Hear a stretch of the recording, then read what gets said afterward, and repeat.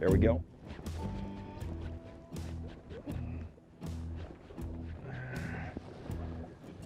What we got here? Spotted bass. Nice one there. So this time of the year, you know, it's pre-spawn. We're at Table Rock Lake, but any highland reservoir that's, you know, rocky bottom like this is just going to be a great place to catch these transitioning fish as they first kind of move up and very conditionally to a lot of these banks. You can look at the bank here and see that it's kind of a flatter, kind of a little small chunk rocky gravelly point.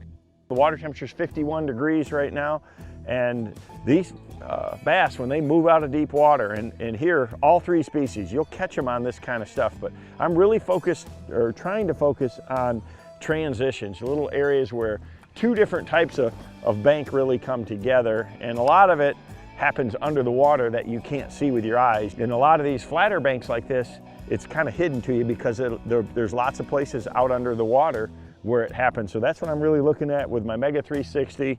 And of course, Lake Master mapping is just such a huge tool for me on all of these lakes. It really helps me understand how things change. You can see here where it kind of tucks in and gets tight right there. Those are these key little, those key stretches where there's a bottom contour change that I'm really focusing on to really dial this pattern in this time of year. There he is, good one too. A new smallmouth. Smallmouth love these gravel points. Oh yeah, real good one. Look there.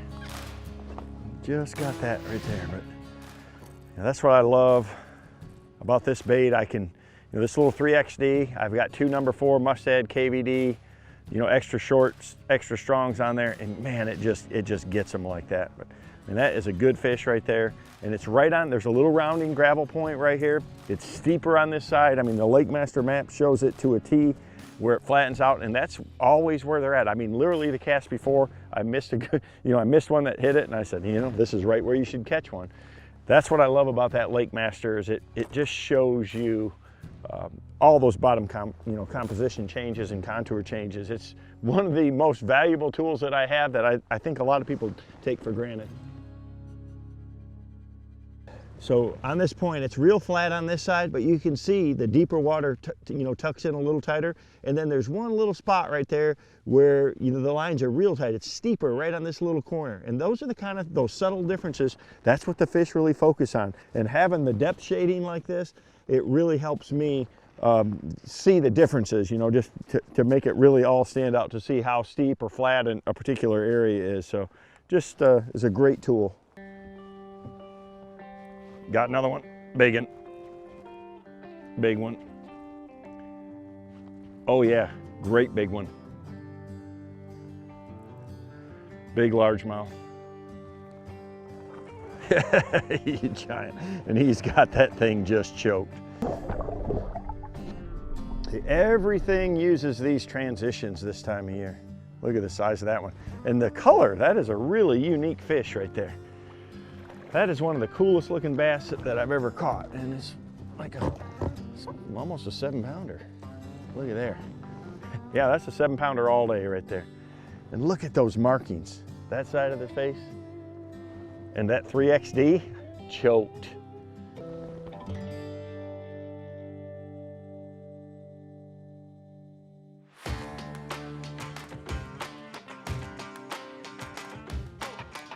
You know, I can make this pattern work in clear water on a cloudy day without much wind, but the more wind you have, it just seems like those fish get more active, they get up there a little more shallow, they're less spooky, and they're more aggressive. So you gotta fish the conditions, and they change by the minute, so we're gonna keep changing.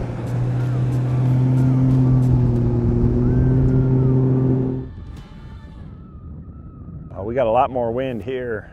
That's critical. You know, the wind cuts down the light penetration, it creates some current. Those fish will get up there shallower in it, helps me cast further. You know, this little 3XD really gets down there. I mean, it's pretty easy to get it 12 foot deep, but you know, when you get a little bit of wind behind you, I can throw it that much further. I've hit the bottom in 15 foot of water with this little bait. So having that small profile, being able to be hitting the bottom the whole cast is critical. So Right there at the boat. Big old spot. Right on the end of the point. I mean, I got the wind blowing on here. Look at that fat guy. Same, let me hit spot lock here a second. Same deal, man. I mean, there's a lot of different colors that you can work, and you know, if you catch one and you see the color of the crayfish, you know, a lot of times you'll see them sticking out of their gullet, and you can see that they're green or brown. But here on Table Rock, I've learned over the years that, gosh, man, they love brown. But Phantom Craw is a real good color here as well. We got a good watermelon red in this, but I think this is real visible. And especially if there's a little color in the water, kind of like there is now, it's probably got 5-6 foot of visibility. That baby carp, the brown crawfish, the brown orange craw, those are all really, really good colors. You know, one of the key things when you're out here and you start fishing a couple of points is when you do get a couple bites, pay real close attention to not only what you see, you know, the composition is up on the bank, but on your Lake Master mapping too, to see like exactly where you're at, if they're, you know, on the little corners, or if they're on the flatter parts of the point, or if they're, you know, on the sides, or where, you know, if it's a transition, whatever it is, because then you can really focus as you go around and start running that pattern on those key areas. So you can see right here on the Mega 360 that there's a really good rock transition out here. There's a fish too. You can see I'm cranking right down that, and there it is, largemouth. That's a classic example of, you know, you look up at the bank, you'd never see that, but on my Mega 360, I can see that rock transition, and that's where that fish was at. That's a good one there too. You gotta have your bait in the zone where that, you know, those two types of rock come together down there under the water, because that's where the fish are hanging.